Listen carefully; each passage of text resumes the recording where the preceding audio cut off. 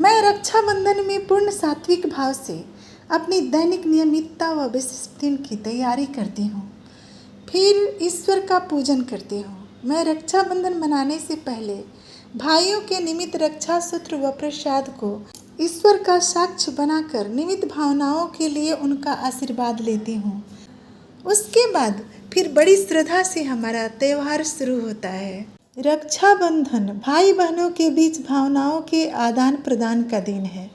इस शुभ अवसर पर कई कहानियाँ प्रसिद्ध हैं, जिनमें विवश व लाचार बहनों ने एक सूत्र का मानक बंध अपने भाइयों को समर्पित करके बदले में अपनी रक्षा का वचन मांगा।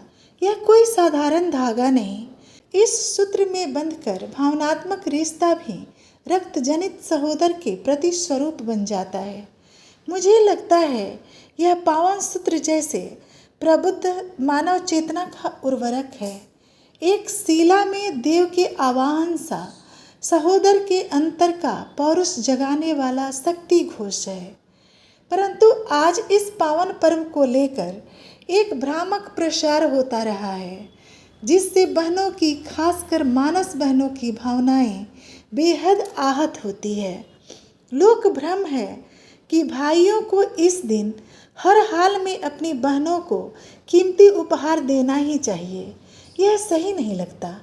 जब रिश्ते को सामर्थ्य से आंका जाता है तो संबंध अपेक्षित व उपेक्षित दोनों होने की संभावना बनती है।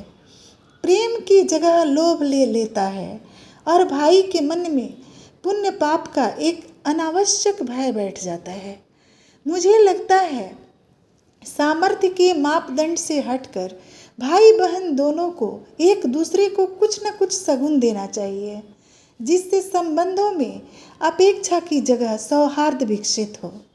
जरूरी नहीं शगुन को अर्थ से ही मापा जाए। शगुन श्रद्धा के तौर पर कुछ भी प्रिय वस्तु दी जा सकती है।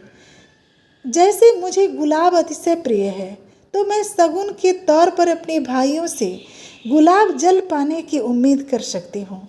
सोचिए, एक छोटा सा और मनपसंद तोहफा न रिश्ते पर भारी पड़ेगा न मन पर, और रक्षाबंधन पर्व की आभा चौगुनी बरकत वाली होगी। इस दिन बहनों व भाइयों को फुर्सत का क्षण मिलजुल कर बिताना चाहिए। बहनों को अपने भाइयों का सर्वोत्तम सत्कार करना चाहिए।